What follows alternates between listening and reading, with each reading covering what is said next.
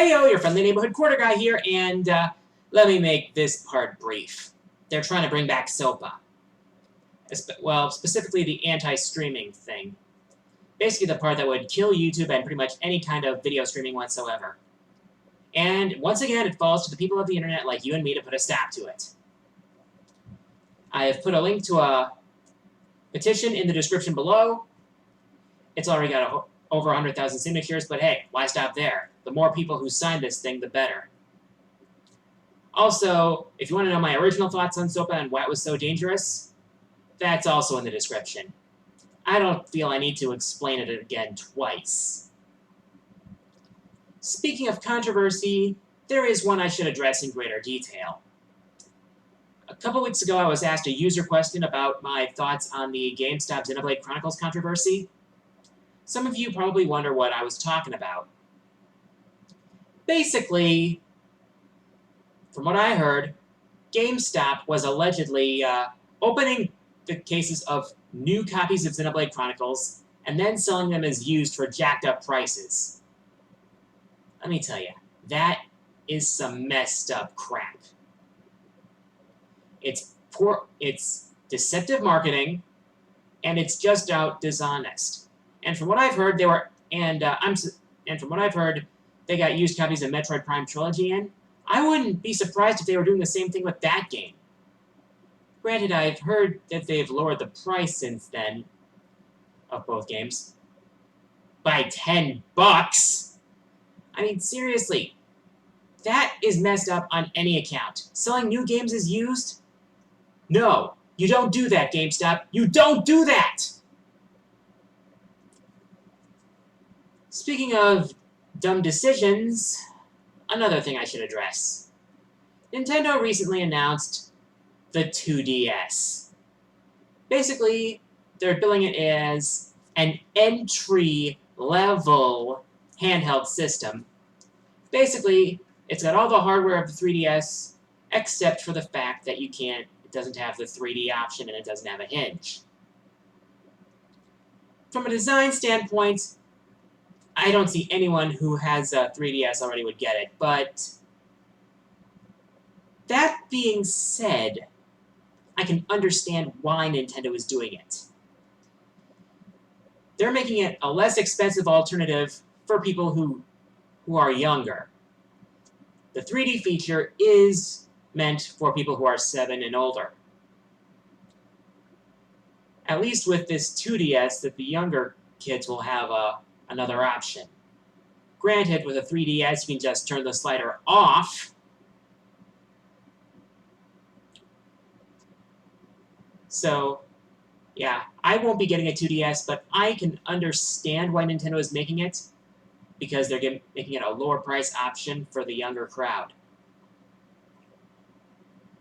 Only time will tell if it's marketing genius or just another poor redesign of a system along the lines of the Atari Jaguar CD or the Pikachu N64 or the Sega Nomad. God forbid. Anyway, on to user questions. First one comes from Jonathan Kimmel.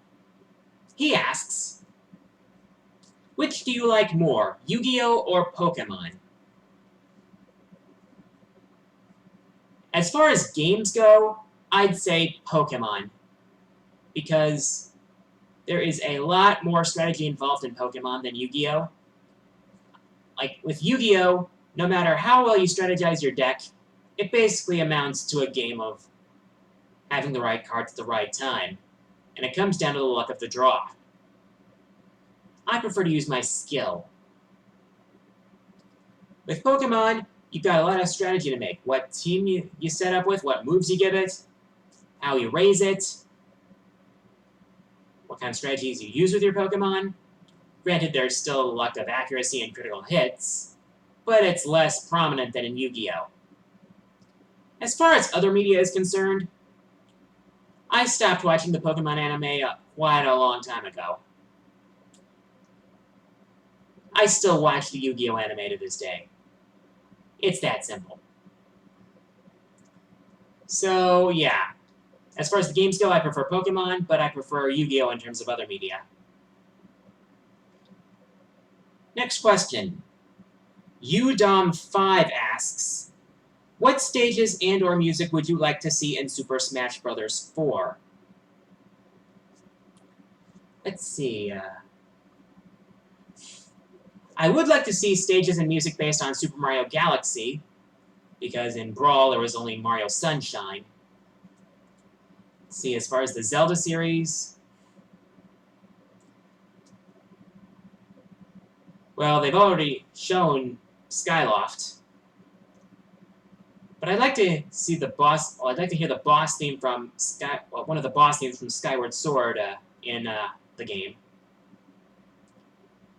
Also, Girahim's theme. Let's see, the Donkey Kong Country series. Probably some themes based on Donkey Kong Country Returns. Definitely some stages based on that game. Let's see, Kid Icarus Uprising. Definitely the boss theme from that game. I'd also like to see stages based on other franchises, such as Star Tropics. Like Sea Island, the Sea Island Cave, the dungeon theme.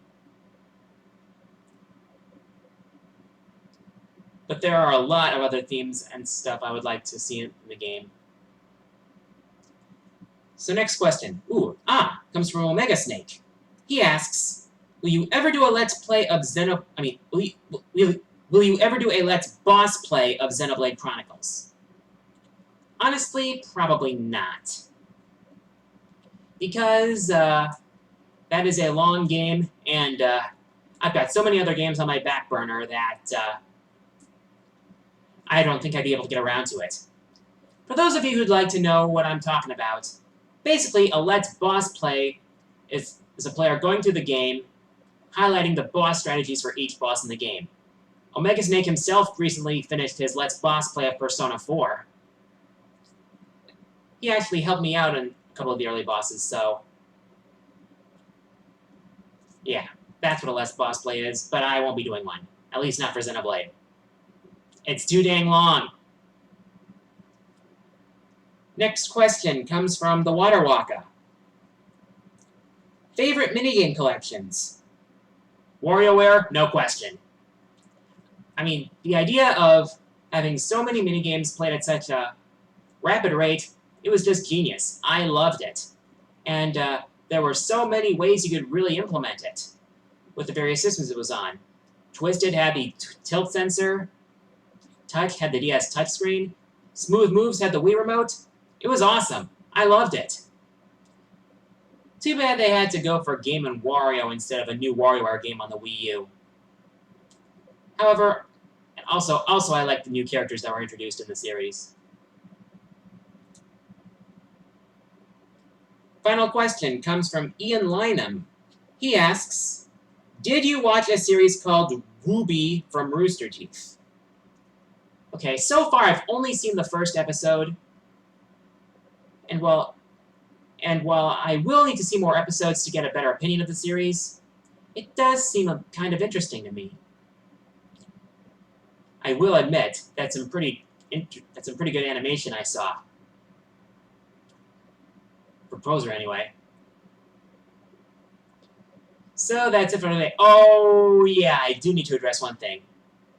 This is not my usual hat. You see, I joined my sister on Tuesday for a day at Disneyland.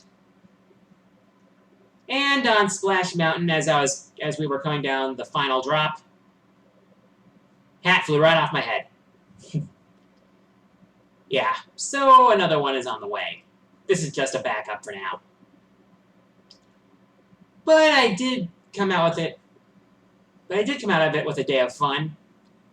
And